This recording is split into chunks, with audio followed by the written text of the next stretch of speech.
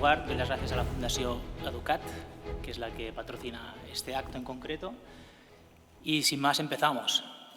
Y no puedo empezar de otro modo que no sea diciendo León XIV ha estado en Barcelona. León XIV, si me permitís forzar un poco el lenguaje, ha sucedido en Barcelona. Ha sido un acontecimiento, ¿no? Yo creo que todos estamos con algo que nos ha quedado, ¿no? como eco, como sugerencia, sí, retomaremos estos puntos, ¿no? Pero si estamos justamente planteando un acto sobre aprender el asombro, creo que el dato León XIV y todo lo que hemos vivido estos 2 días en realidad que ha estado en Barcelona, creo que son muy sugerentes. Si recordáis, en el comunicado de clausura de la edición del año pasado del Punt Barcelona, decíamos que a menudo tendemos a reducir la realidad con nuestra mirada, ¿no?, desajustada, y que justamente necesitábamos algo o alguien que nos ayude a volver a ensanchar la mirada. León XIV ha venido, ¿no?, para ayudarnos como a sacarnos de nuestra pequeñez. No es casual entonces que estemos aquí. Y este acto tiene que ver con esto. Desde el inicio, cuando supimos que vendría, quisimos abordar, seguir su sugerencia, ¿no?, y adherirnos a su invitación a alzar la mirada desde el lugar que nos es propio, la reflexión, el diálogo, la pregunta de fondo. Y la pregunta que nos hacemos hoy es educativa. Vivimos en un clima de repliegue, como de aislamiento, de estar encerrados en nosotros mismos, ¿no?, de repliegue. Los jóvenes lo acusan especialmente: más aislamiento, más soledad, más ansiedad, más dificultad para abrirse al otro. Y no es solo un problema de pantallas, aunque es cierto que las pantallas tienen mucho que ver. Es algo más hondo, más profundo, una dificultad como para salir de uno mismo, para acoger lo que no se controla, para dejarse sorprender.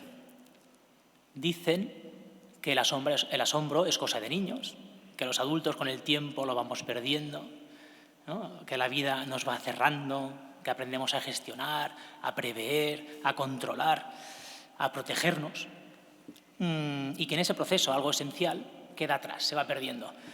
Esta tarde queremos discutir sobre estas cuestiones, porque si el asombro se pierde, quizás se puede recuperar. Y si se puede recuperar, algo o alguien tiene que despertarlo.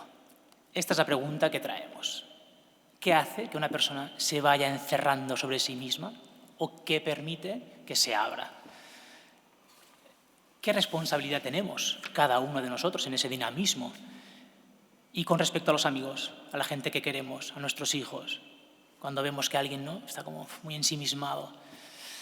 San John Henry Newman decía que el conocimiento se multiplica en el contacto con los otros, cuando se comparte, y que es la conversación de las mentes donde se enciende la llama de la verdad. Para acercarnos a las respuestas, ¿no?, sobre las preguntas que nos hacemos, hoy nos acompaña Mar Álvarez, que ya lleva un tiempito trabajando en este terreno que hoy abordaremos. Mar Álvarez es psiquiatra infanto-juvenil especializada en trauma. Se formó en el Bellevue Hospital de Nueva York, trabajando con niños traumatizados. Completó su formación en el Harvard Program in Refugee Trauma y estuvo en Madrid tras el 11M. Hoy trabaja en el Hospital Sant Joan de Déu, en el programa de atención a jóvenes testigos de violencia doméstica, e investiga algo que en la psicología actual contemporánea está sistemáticamente silenciado: la relación entre espiritualidad y recuperación personal. Esto no existe en la psicología hoy. Su libro, este pequeño ensayo, frágil, fresco, pero a la vez muy potente, La huella de nuestras decisiones, es una ayuda, hoy nos puede iluminar. En una época obsesionada con lo que se mide, con lo que se toca, ella rescata el misterio y la responsabilidad de la libertad personal. Y nos recuerda que en los momentos decisivos, que tenemos que tomar decisiones, no solo elegimos un camino, estamos desarrollando nuestra persona. Está en juego el modo en el que nosotros queremos habitar el mundo. Claro, el tema es inagotable. y trataremos de ceñirnos a lo esencial. Entonces, como decía Sir John Henry Newman, ¿no?, que en el diálogo, en el contacto, ¿no?, en el diálogo es cuando se enciende la llama de la verdad. Si de lo que vaya surgiendo alguno tiene una inquietud, una sugerencia, una pregunta, con vuestros móviles enfocáis el código QR, está aquí arriba, os enlazará a una pantalla. Tenéis que inserir el código y podéis, pues eso, hacer una pregunta para que, terminados los 40 minutos que nos daremos de diálogo, pues cada uno pueda plantearle lo que quiera a Mar. Empezamos. El asombro es una posición, una decisión. ¿Cómo se llega aquí, no? Mar, tú llevas años trabajando con jóvenes que han vivido situaciones complejas, trauma, violencia, pérdida. Pero el repliegue este del que hablamos no es solo el de los casos extremos, es algo más extendido, más silencioso. ¿Cómo lo describes tú? ¿Qué rostro tiene hoy un joven, o no un joven, cualquiera, ¿no?, cualquier persona que se ha ido cerrando sobre sí misma? Bueno, antes de empezar, quiero agradecer la invitación y quiero agradecer también vuestra presencia, que realmente me asombra que en el centro de Barcelona haya estos oasis que se empeñen tanto por rescatar y mostrar la belleza del mundo, ¿no? Creo que es ahora mismo lo más terapéutico que hay, lo que más necesita la sociedad. Así que muchas gracias, porque realmente estáis dando en una necesidad vital del ser humano con este tipo de eventos, que yo sé lo que hay detrás de la organización de eventos y el cansancio que hay, y creo que tiene mucho mérito. Así que no quería dejar de agradeceros el esfuerzo y también vuestra presencia. Además, veo muchos rostros conocidos, lo cual muy familiares. Me siento muy en casa, en familia. Además, estamos aquí en el seminario doblemente en casa, ¿no? Entonces, respecto a tu pregunta del repliegue, ¿no?, de esto, vamos a ver, uno de los problemas actuales que hay es que la sociedad nos ha vendido que todo empieza y acaba en uno mismo. No hay más que ver en la publicidad, las películas, todos los eslogans, sé tú mismo, sé feliz, o sea, hay continuamente una invitación a que tu deseo, todo empieza en tu deseo, todo acaba en tu deseo, todo empieza en tu anhelo, todo acaba en tu anhelo, que nos lo hemos creído. Nos lo hemos creído y nos ha infiltrado a todos. El reto de la comunión no es fácil ni dentro de la Iglesia, lo sabemos muy bien, porque estamos en una sociedad que nos ha taladrado, desde ya empezó la Ilustración, y no vamos a entrar en aspectos tan sociales, ¿no?, pero nos ha taladrado con la idea de que tú eres Dios. Incluso en ambientes cristianos, nuestra estructura, nuestro modo de pensar, nuestro modo de sentir, muchas veces está condicionado por esta idea, ¿no?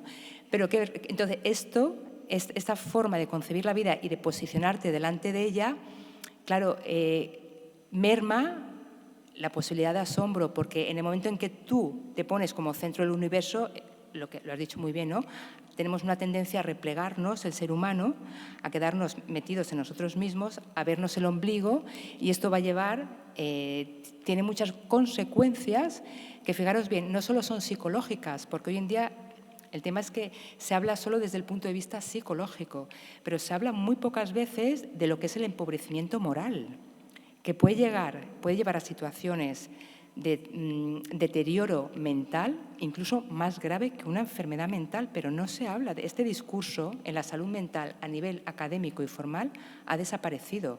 Otra cosa es que lo discutamos en determinados casos clínicos, compañeros, pero del discurso académico, estos temas que tienen que ver más con la ética y la moral, ha desaparecido. Pero ¿cuál es el efecto de este repliegue? Que ya los padres de la Iglesia lo describieron, ¿no? Decían que el ser humano tenía una tendencia a encorvarse, incurvatio in se, a quedarse ¿no?, como metido para adentro, o sea, que eso es una realidad muy antigua. Pero lo que ahora mismo sorprende más, y eso es lo que yo veo, es que a pesar de quedar atrapado en uno mismo, esto lleva mucho sufrimiento, que es un sufrimiento por egoísmo, pero el egoísmo provoca mucho sufrimiento en uno mismo y en los de alrededor. Y yo diría que el síntoma más patente de esta realidad es la tristeza. ¿no? O sea, es una tristeza que a desesperanza, una cosa de un tedio que cuesta arrancar, que no te acabas creyendo nada, y aburrimiento, pero un aburrimiento vital, de que al final, yo me acuerdo una vez una amiga que me decía, qué cansado convivir siempre conmigo misma. Y llega un momento que es verdad, somos todos muy cansinos. Y dices, si mi existencia empieza y acaba en mí y no entra nadie más en mí que yo mismo, el ser humano ¿verdad? La expresión es que casi nos pudrimos, ¿no? No sé si... Sí, sí, genial. O sea, de hecho, bueno, claro, es un repliegue, ¿no? Lo has dicho muy bien, un corvarse, ¿no? Que tiene muchas caras, ¿no? Pues incluso, a veces lo que vemos, los que somos profesores, vemos a jóvenes que tienen una dificultad para escucharse a sí mismos, ¿no? O sea, parece que estás como muy centrado en ti, pero al mismo tiempo como muy alejado de ti, ¿no? Como una incapacidad para escucharte, para saber cómo estás, para saber en qué punto, ¿no? Para contactar contigo. Bueno. Sí. ¿Quieres decir algo sobre esto? No, es que este tema es muy interesante porque cuando uno se queda encerrado en sí mismo, normalmente esto es un fenómeno que se va produciendo, en todos nos pasa. Es como cuando te meten, perdonad la expresión, pero yo a veces soy como muy clara o muy simple para que se entiende. Cuando a uno le meten un puñetazo en la barriga, la primera reacción que tienes es de protegerte, ¿no? Te tiras para atrás y te proteges. Psicológicamente nos pasa algo parecido. Cuando la vida nos hace daño, ya venimos tarados todos un poco, ¿vale? Pero cuando la vida nos hace daño, la tendencia es también protegerse. Esta protección, que es instintiva y en un momento dado puede ir muy bien, los niños lo hacen ante situaciones, por ejemplo, de maltrato, abuso o incluso de falta de comprensión, ¿no? Tú te proteges, todos lo hacemos, todos. El problema es que esta protección, si uno no es consciente, vas creando como una muralla a tu alrededor que el efecto pernicioso que tiene es que te aleja más de ti. Te protege de los demás, pero te alejas más de la verdad sobre ti. Por eso hay un desconocimiento cada vez también mayor de lo que acontece en el fondo del ser humano. ¿Qué está pasando? Hay un gran analfabetismo de la vida interior en general, ¿no? Vale. Quizá lo abordarás en algún momento, pero todo eso también está amplificado por el tema de las pantallas, por este mundo, este entorno digital, ¿no? Que nos ha invadido o en el que nos hemos dejado arrastrar, ¿no? y entrar allá de un modo casi acrítico. No sé si quieres hacer alguna sugerencia al respecto ahora o lo dejamos para más adelante. Sí, bueno, yo creo que eso todo el mundo ya lo sabemos bien, lo de las pantallas, ¿no? Lo que está pasando, que está produciendo una amplificación de este narcisismo repliegue, porque al final produce como unos ecos que uno acude a la pantalla, aquello que quiere ver y te devuelve lo que estás esperando. Entonces, las pantallas en sí, claro, cuando una personalidad está bien formada, es muy difícil que te enganchen. Es muy difícil, incluso aunque seas de esta generación más joven. Acudes a ellas, te entretienes, pero lo que pasa es que están aprovechando como muchos huecos o muchas fragilidades que quedan en el desarrollo para cubrir ese lugar. Y es ahí cuando se convierte en algo tan pernicioso y hay que tener mucho cuidado, porque entonces te vienen a cubrir vacíos, carencias afectivas, y entonces ya la posibilidad de dependencia es enorme, ¿no? Y el impacto negativo que hacen también mucho mayor, porque se queda casi como el único sitio donde una persona obtiene un reflejo y una relación. Con esto yo creo. Ahora, ¿qué nos ha llevado a esto? Que las pantallas hayan entrado en este momento y de repente hayan arrasado tanto, hayan de alguna forma conquistado tanto el cerebro, yo diría de todas las generaciones, no solo de los... Eso si queréis, más adelante sí que podemos entrar en esta realidad. Intuyo que detrás de este repliegue, y sobre todo en los más jóvenes, casi siempre hay algo que falta, ¿no? Como en la relación con los adultos o quizá como con la gente que ha hecho un camino, ¿no? Un camino a la madurez, ¿no? Gente que has comentado ahora. En el libro explícitamente no abordas el tema de la autoridad, pero sí del bien inmenso que nos hace el amor recibido. Hablemos un momento de ello, ¿no? De esta dimensión necesaria para el crecimiento y un desarrollo sano, como puede ser la autoridad. No tanto como alguien que ejerce un control, sino como algo que ayuda a definirte. ¿Qué está pasando con la autoridad hoy? ¿Por qué cuesta tanto a los adultos sostenerla? ¿Por qué nos cuesta tanto, ¿no? ¿Y qué le estamos quitando a nuestros hijos cuando la abandonamos? Me da la impresión de que a veces somos ambivalentes, ¿no? que damos mensajes contradictorios. Bueno, este es el gran tema, el tema de la autoridad. Es muy curioso, que os voy a decir. Vosotros estáis inmersos en esta realidad, ¿no? Pero es el gran tema, o sea, la abdicación que está habiendo de la autoridad adulta. Bueno, esto ya hay muchos autores que lo han descrito. Máximo Recalcati, por ejemplo, es casi una obsesión en él, ¿no? La realidad del padre ausente, ¿no? Sobre todo del padre, paterna, ¿eh? Se habla mucho de la falta de autoridad paterna. Y esto es una realidad que yo en la consulta lo vemos continuamente. O sea, no se quiere sacrificar tiempo suficiente necesario para estar con los hijos. Esto es una realidad y muchas veces tenemos que decir, mira, no es un problema de salud mental, no hay ningún trastorno, no hay ninguna enfermedad, simplemente no hay tiempo suficiente necesario de convivencia con los hijos y eso nadie lo puede suplir, ni terapeutas, ni profesores. Bueno, en la escuela también lo veis. Esto es una realidad, que no se está el tiempo suficiente y un niño, todas las personas necesitamos a otro un tiempo necesario y suficiente. Pero luego hay otra realidad todavía más compleja y es la abdicación de la autoridad que hay. O sea, cómo es el adulto hoy en día necesita más bien que el niño, el hijo, le reafirme a él que él reafirmara a su hijo. Y cómo esto también es un tema cultural muy interesante porque nos han ido también calando con que parece que tener ideas firmes con algo sea una cuestión autoritaria o intransigente. O sea, nos han vendido y todo el mundo a veces nos sentimos mal, a veces porque parece que tienes una idea firme con algo o muy elaborada eres intransigente. Parece que si no hay un relativismo extremo, todo lo que no sea un relativismo extremo, cae la intransigencia. Y esto nos ha calado a toda una generación y ahora vemos continuamente cómo hay un miedo o una dificultad simplemente para sostener el sufrimiento del niño o el enfado del chico o el pulso del otro, que es la autoridad, es esto, es que yo te ayudo, ¿no? Te ayudo a sostener y a ponerte un límite a tu propio deseo, que ahora no puedes cumplir y ahora no te cuesta entenderlo, pero no te hace bien. O sea, este andamiaje que hace la autoridad, que en el fondo es un andamiaje, te va poniendo como una estructura, es decir, tú ahora, no sé, quieres ir al zoo, me lo invento, pero hoy viene la familia a comer a casa y hoy o no puedes jugar a este videojuego porque viene la familia. El niño en ese momento, su vida es el videojuego, el videojuego, el videojuego. Una cosa tan sencilla como decir, no, ahora hay otro bien mayor que tú no ves, pero tienes que esperar y renunciar a ese deseo. Y yo te voy a ayudar, te voy a sostener en esta frustración, voy a estar contigo. Esto actualmente cuesta muchísimo, muchísimo. O sea, hacer realmente, eso es lo que es la autoridad. Sostener el límite, ¿no? Que causa una incomodidad temporal, porque sabes de alguna forma que eso es necesario para el crecimiento, pero hay que sostenerlo y es agotador. Esto lo sabemos todos, nadie mete ya, o sea, sostener el límite de otra persona, o incluso sostener su egoísmo o su empecinamiento en algo es agotador. Es mucho más fácil ceder y decir, mira, haz lo que quieras.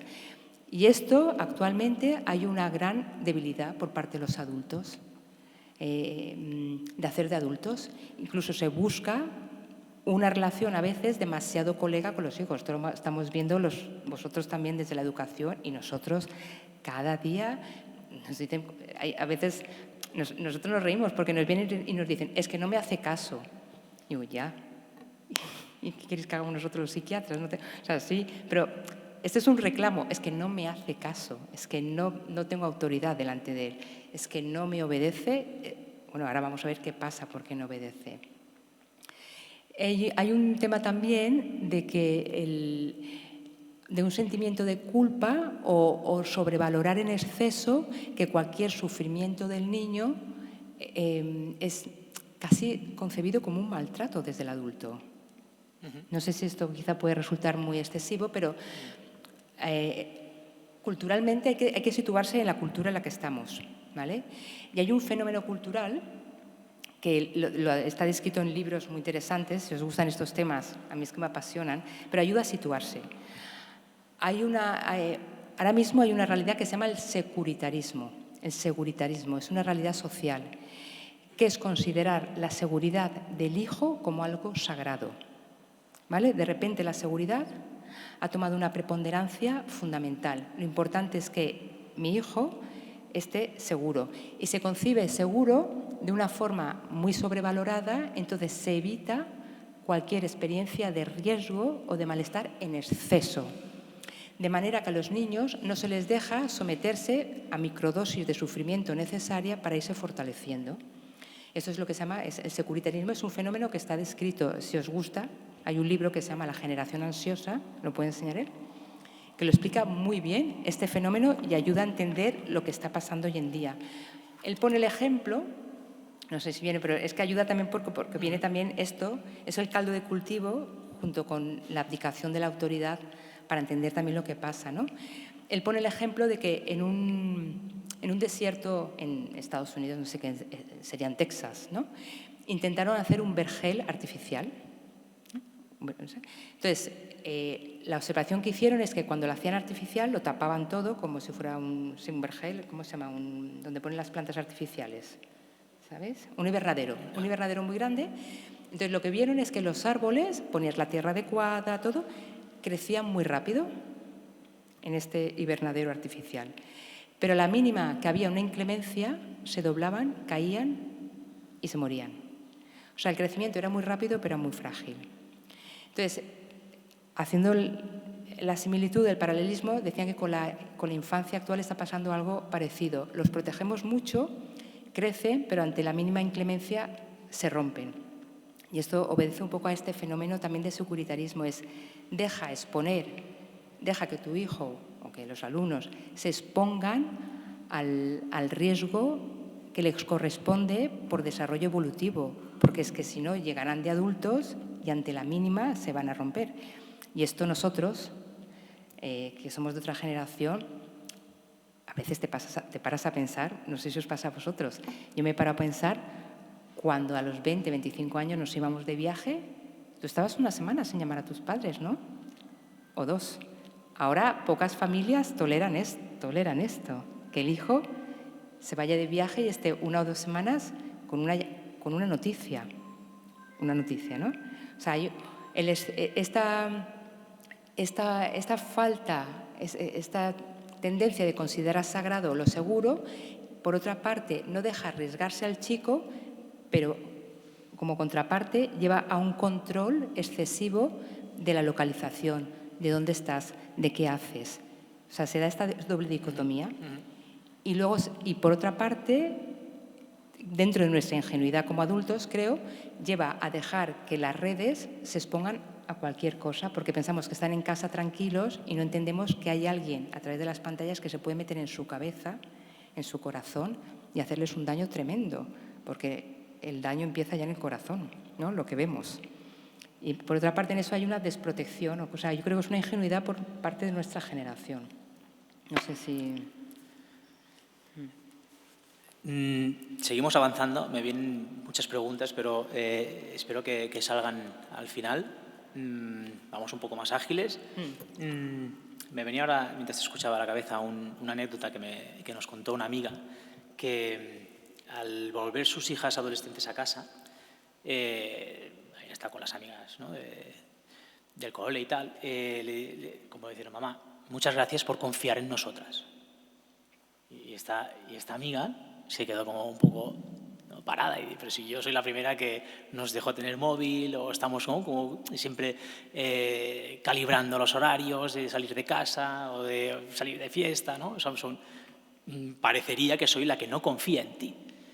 Y en cambio estas hijas decían no, pero percibimos que vosotros confiáis en nosotros, en nosotras, en cuanto a la toma de decisión, en cuanto al cómo yo decido, ¿no?, desarrollarme, en ese punto, ¿no?, como más íntimo, más verdadero, ¿no?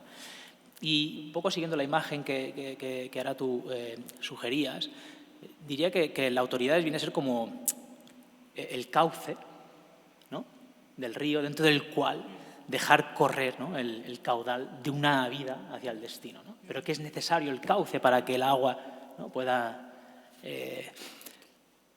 llegar al mar. No, la imagen, yo una vez hablando con un compañero de la universidad decía que es como los contrafuertes, ¿no? Ah, Y hablaba también mucho de que en esta sociedad, claro, ha habido también una quiebra del sentido de responsabilidad que los adultos tenemos para educar a la infancia, aunque no sean nuestros hijos. Antes era muy típico que ibas por la calle, hacías algo y cualquiera te decía. Ahora todo el mundo hay una quiebra, ¿no? Ya no se entra no se tiene responsabilidad sobre eso, no se asume, ¿no?, el cuidado de otros. Entonces, todos estos contrafuertes, claro, los han ido quitando. Entonces ahora es una generación que se queda como en un magma, ¿no?, en un vacío flotante, que a no ser que tengas la suerte de un entorno y familia mínimo, este magma y vacío genera mucha nostalgia y una tristeza también, ¿no?, un sinsabor de la vida. Es que no es siquiera tristeza, es un sinsabor. Vamos a ello, porque en el libro una de las ideas más lúcidas, quizá, o más sugerentes, o más que más me sorprendieron al leerte, es el tema de la apertura al otro. Tú lo llamas del amor, de la trascendencia, de la espiritualidad, ¿no?, de la dimensión espiritual. Yo cojo el libro y pienso que estoy ante un ensayo de psicología, ¿no?, y me sorprendió leer, ¿no? Y no lo explicas como un añadido cultural o religioso, sino como algo, la dimensión espiritual, como algo constitutivo de la persona. ¿Cómo lo explicas desde la experiencia clínica? ¿Qué pasa cuando esa voz interior, esa necesidad de sentido, de belleza, de pertenencia, de algo más grande que yo, si esa voz interior no recibe escucha? Son buenas las preguntas, ¿eh, Luis? ¿No? No, a veces es muy bonito porque cuando en este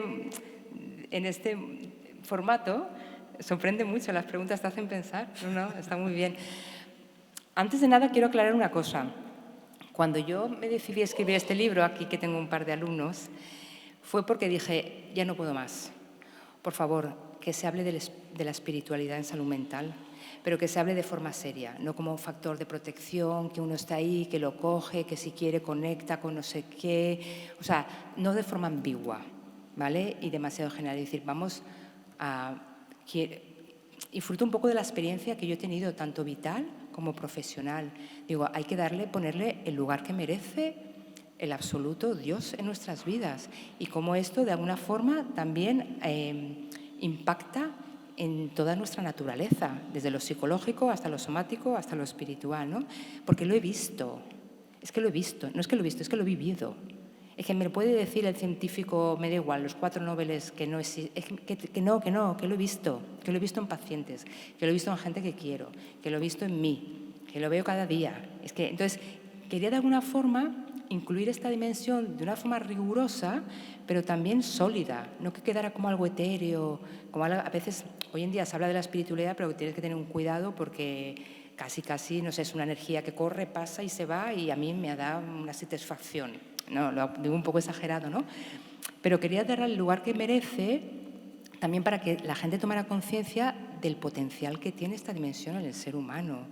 Y como en un momento dado, cuando todo te está desafiando, o sea, cuando te desafía tu historia, cuando te desafían tus genes, cuando te desafían los acontecimientos, porque te empuja todo hacia hacia ese repliegue, hacia ese abandono, hacia esa desesperación, la vivencia espiritual irrumpe siempre, de alguna u otra manera. Dios busca la manera de sorprenderte y entrar, ¿no? Sea como sea, lo va a hacer. Y esto no está recogido en la salud mental hoy en día, ¿no? Está recogido muchas veces como, ¿tienes creencias? Sí, no. ¿Qué creencias tiene? Vale, pero yo decía, párate en tu vida. Más allá, aunque no tengas creencias, quería recogerlo de alguna manera, que la gente tomara conciencia de que en algún momento todos, a lo largo de nuestra historia, hemos tenido, y lo llamo así, lo que se llaman experiencias transformativas o experiencias estáticas, que son aquellas experiencias en las que uno no las programa, uno no las puede organizar, ni siquiera con la propia voluntad, pero que algo irrumpe en tu vida de forma inesperada, te descoloca, te muestra un sentido mayor, te conmueve interiormente y te invita a un cambio profundo. Todos en algún momento hemos tenido una experiencia así. Puede ser algo extraordinario, como el fallecimiento de alguien, o yo qué sé, o conocer a alguien muy especial, una obra de arte espectacular, pero pueden ser cosas muy sencillas, una conversación, ¿vale? Tomarte un café con alguien, en cualquier momento, pero de repente uno tiene la experiencia de que hay una presencia en ti que te empuja en una dirección que en el fondo tú anhelas. Por eso es tan gratificante, y esto lo llamé experiencias transformativas. ¿Por qué lo justo? Porque quería rescatar que esta dimensión espiritual es constitutiva a nosotros y no la podemos negar, pero ni el creyente ni el no creyente, y ayudar a la gente a reconocer que eso en su vida pasa más de lo que cree, y condiciona, y dirige, y determina, o sea, influye mucho luego en lo que vas a hacer, lo que decides y en quién llegas también a ser.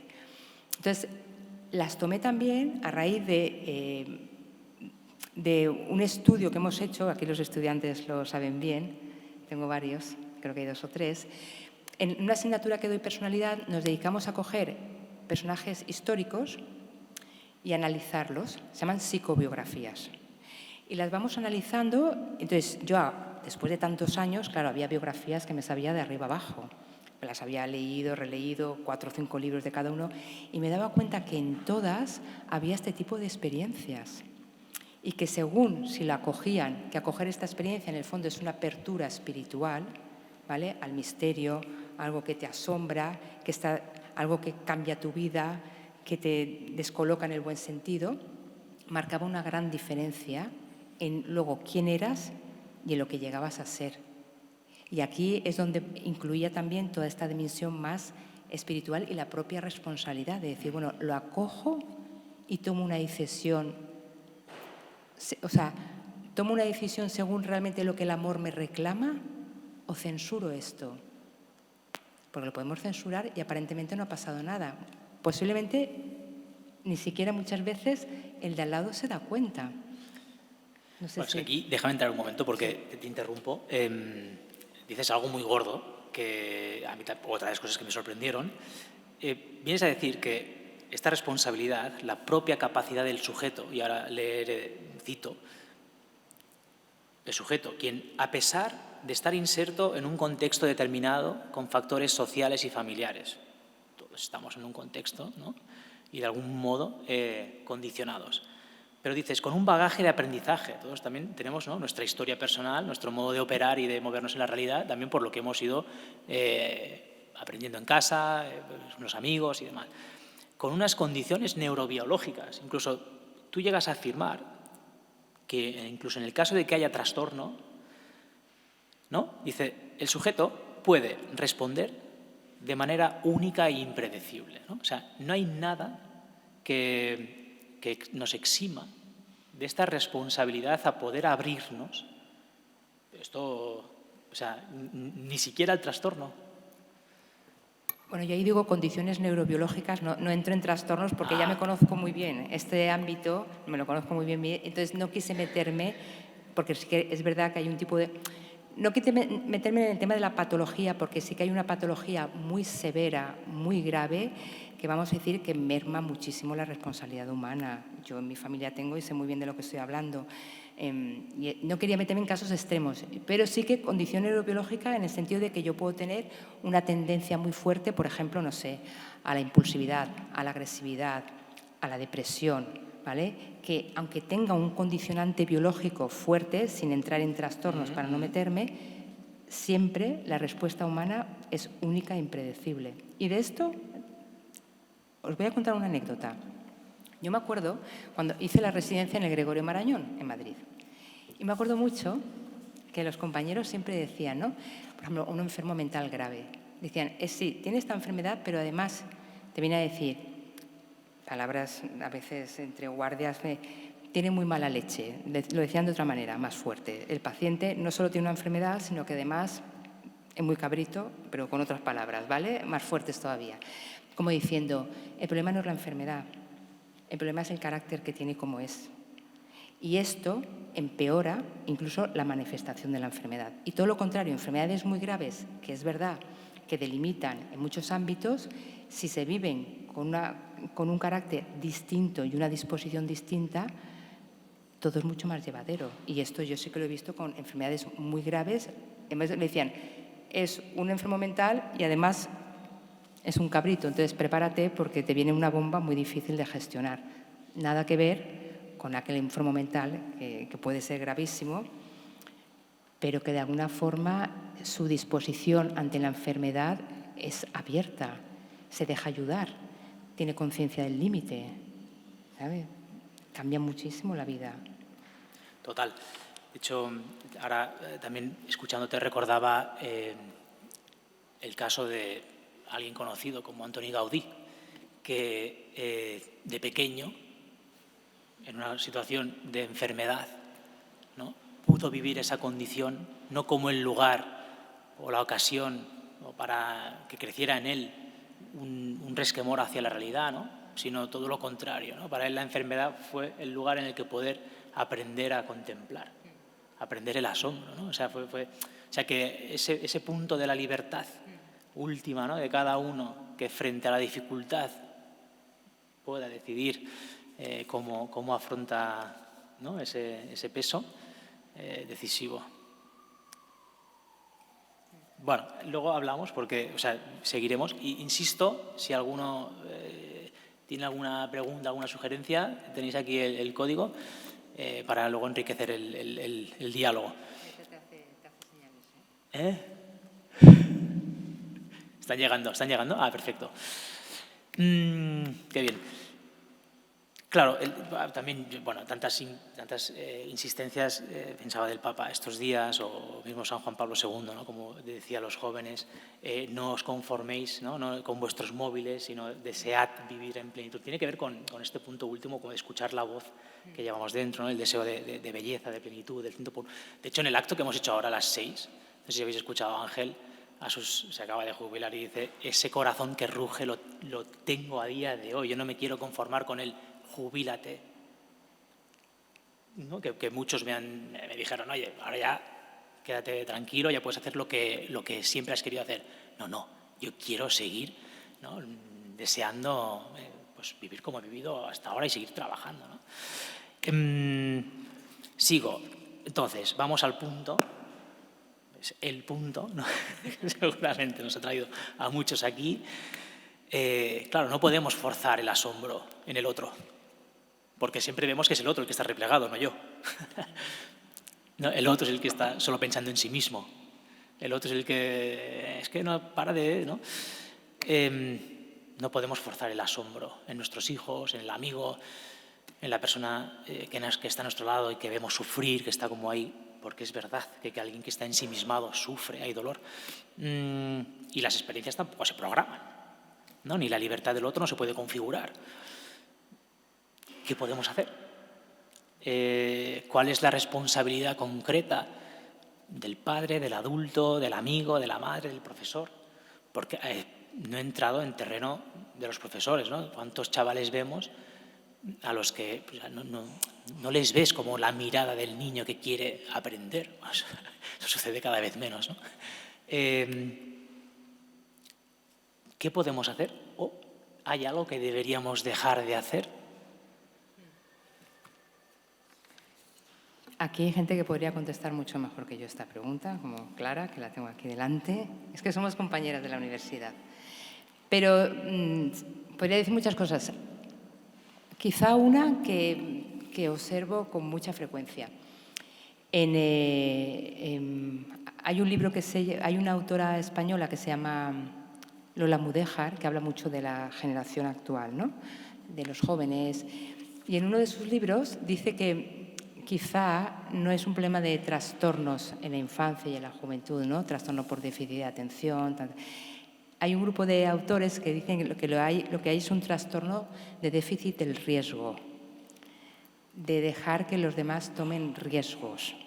Y esto creo que es el ingrediente fundamental, es cuando se te pone el corazón encogido y dices, ay, que no sé qué va a pasar con esta persona.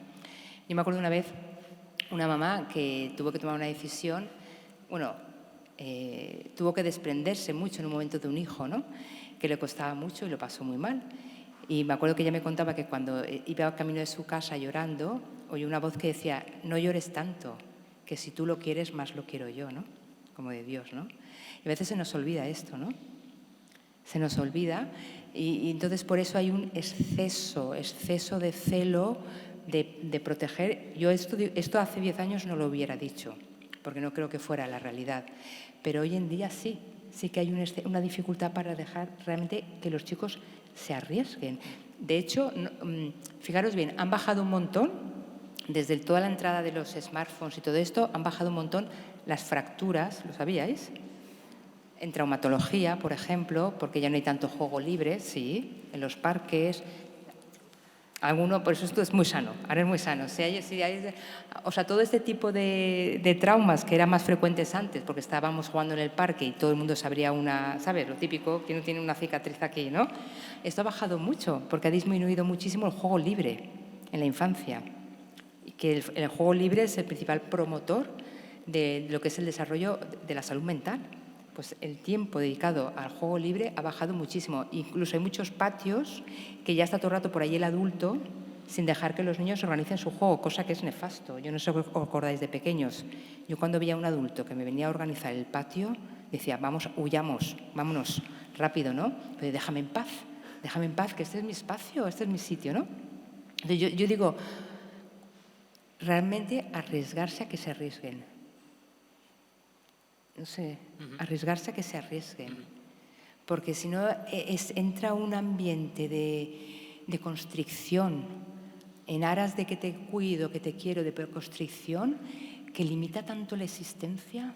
¿Sabes lo que quiero decir? La limita tanto y es arriesgar a que se arriesguen. Es que tengo aquí a mi padre en primera fila, no sé si habéis dado cuenta, está aquí este hombre de aquí mayor. Y le estoy muy agradecida. Bueno, esto es una cosa más personal. Somos una familia numerosa y vaya, es que en esa época ni se pensaba. Era cosas pero ese empujón que a veces hay que dar para que uno diga, va, me arriesgo, ¿no? Me arriesgo, que confíen en mí, lo que has dicho. Yo creo que esto ahora mismo es revolucionario, fíjate, revolucionario. Y es la gran diferencia entre un tipo u otro de crianza, ¿no? Es la crianza tipo jardinero que le llaman, ¿no? Ahora la que impera es tipo carpintero. Yo hago de mi hijo el molde que quiero. Lo meto aquí en este colegio una temporada, luego le pongo este molde y saldrá con esta forma. Ya parece que todo encajará. Y esto es nefasto. Lo que se propone más es el modelo jardinero, ¿no? Tú simplemente cultiva la tierra porque el niño ya tiene un desarrollo intrínseco que te va a sorprender y tú simplemente tratas de que las condiciones sean óptimas para que crezca como tiene que crecer, que está más allá de lo que tú y yo pensamos y vemos. No sé si... Sí, de hecho, bueno, no.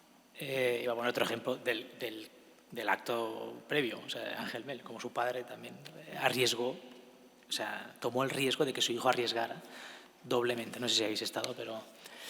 Vale, hasta aquí lo que teníamos preparado en el guión. Yo puedo seguir, pero preferiría daros voz, a ver si alguna cosa que haya llegado que tengáis como inquietud, como pregunta. A ver.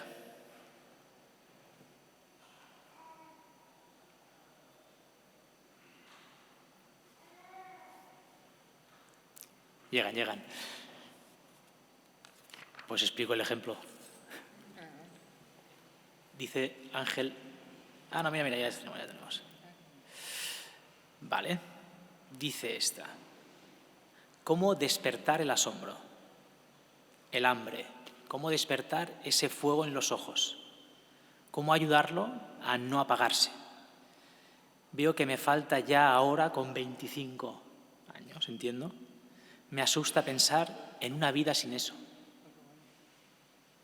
Pregunta directa, personal. O sea, está entre nosotros, ¿a quién vas a responder? Sí, mira, el asombro, que has empezado así la pregunta, Luis, Sí. ¿no? De cómo si es una decisión.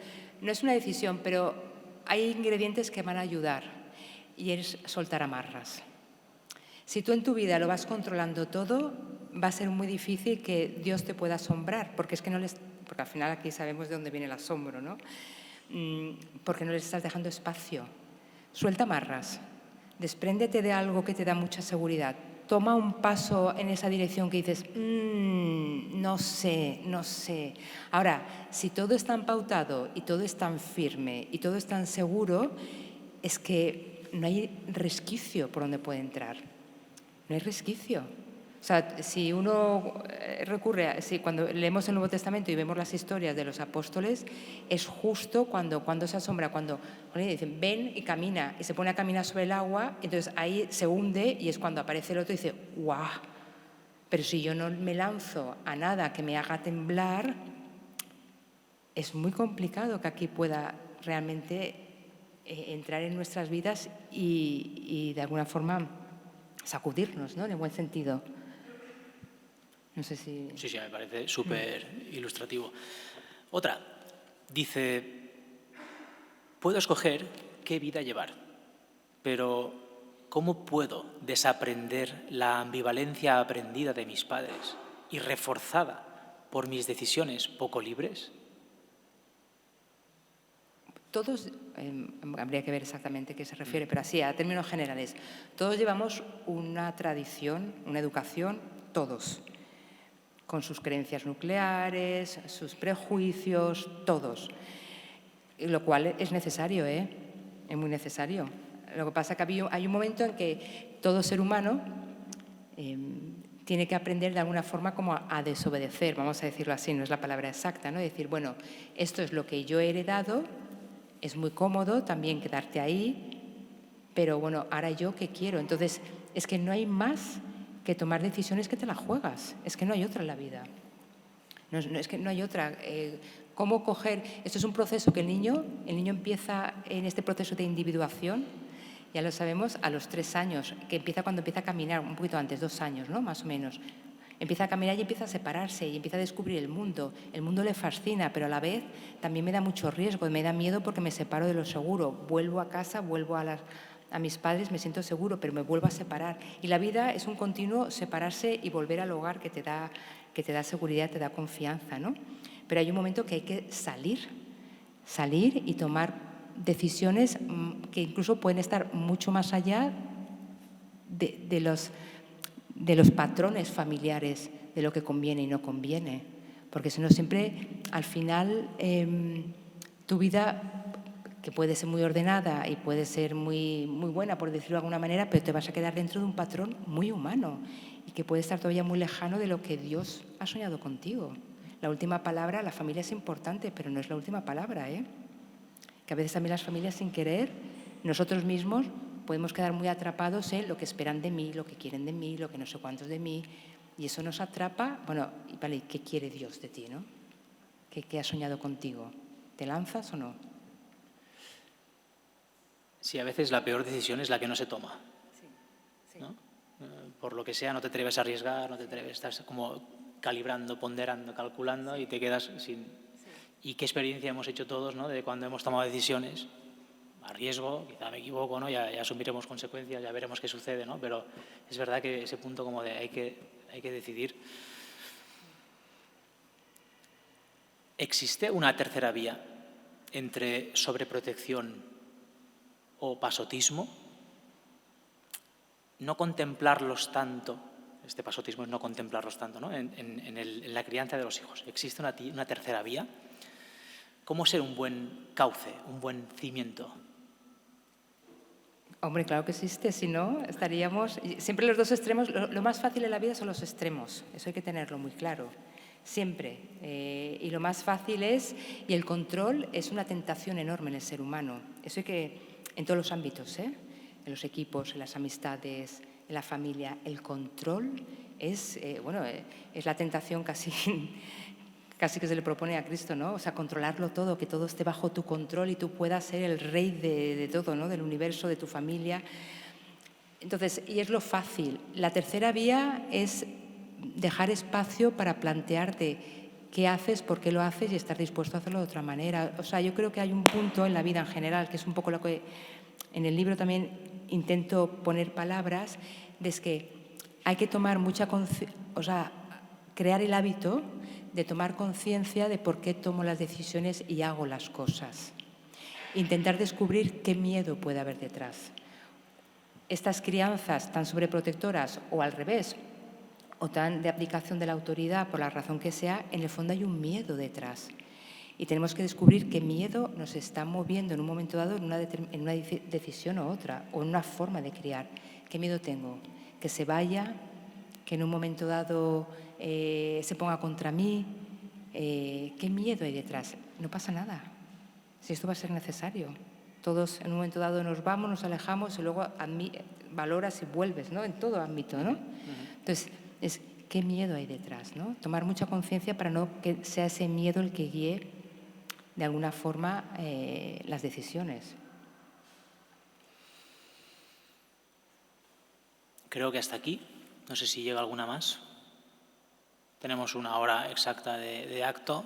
Me parece fantástico cumplir los tiempos.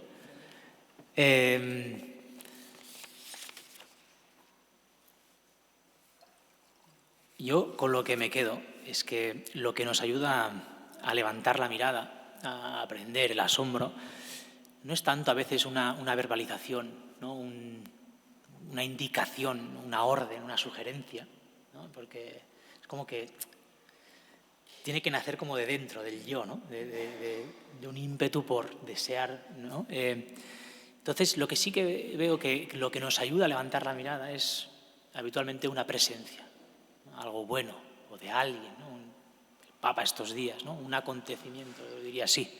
Y tú también lo mencionas así. Y frente a la belleza del mundo, de las circunstancias amables que nos rodean, cada uno tiene la responsabilidad de decidir si la acoge o no, o la rechaza. Insisto en este ejemplo porque me parece decisivo, ¿no? Un reumatismo articular no es la más bella de las experiencias por las que pueda pasar un niño, pero para aquel jovencísimo Gaudí, impedido a menudo incluso para ir al colegio, para quedar con los amigos, un niño, o sea, que no puede ser, que podría tener todos los motivos para quejarse, para lamentarse. Si pongo en lugar de Gaudí a un niño, pongo a un adulto, ¿cuántos adultos nos pasamos la vida quejándonos, lamentándonos, ¿no?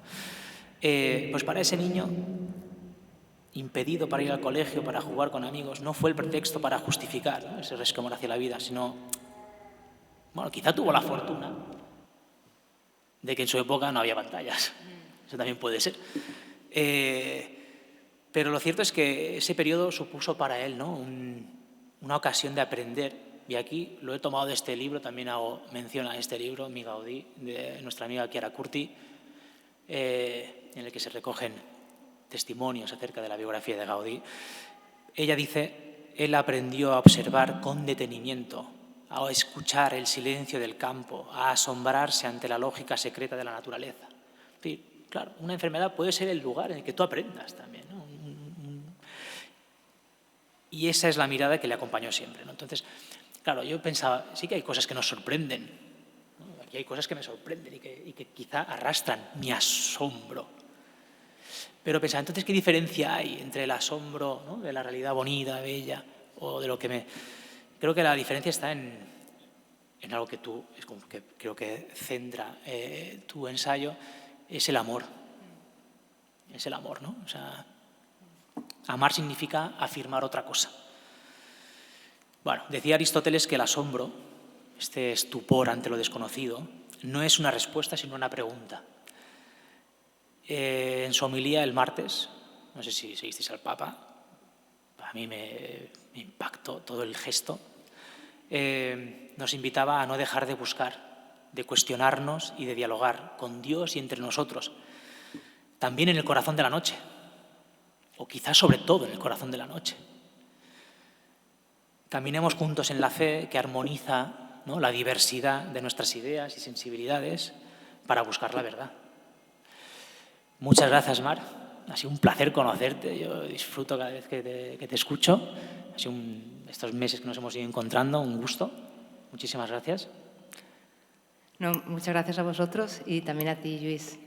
Yo siempre yo lo digo cuando me sorprendo en estas entrevistas, realmente es que me asombro, no tengo otra palabra, porque extraéis unas reflexiones y una mirada nueva de algo que yo ya he reflexionado mucho y que siempre refresca, y de verdad que muchísimas gracias. Esto es lo que intentamos hacer en el PUN Barcelona, ¿no? Es un trabajo común muy bonito, muy bello, y no solo de los que estamos aquí. Agradecemos también a gente como la Fundació Educat, que pone dinero, que lo necesitamos. Sin patrocinadores así tampoco sería posible espacios de diálogo como este. Muchas gracias a todos por venir. Seguimos el diálogo. Quien quiera ahora puede, no sé si estamos a tiempo, ir a la cata del Parmigiano Reggiano, creo que no, porque era a las 8:15. Y a las 10 tenemos el espectáculo, una lectura dramatizada de los Corros de la Roca. Será en el claustro. El PUN seguirá mañana con la apertura de la exposición a las 10 y a las 11:30 el PUN Trobada tendrá lugar el encuentro de la Asociación Atlántida, los frutos de Esdevé Barcelona, un hermano pequeño del PUN Barcelona en la universidad. Y a las 12 aquí, en esta misma sala, el encuentro Paz, Verdad y Política en tiempos de incertidumbre. Así que, nada, muy agradecido a todos. Si queréis colaborar, también vosotros, se puede. Sabéis que se puede hacer un donativo a través del Bizum 05079. Moltíssimes gràcies. Gràcies, Marc.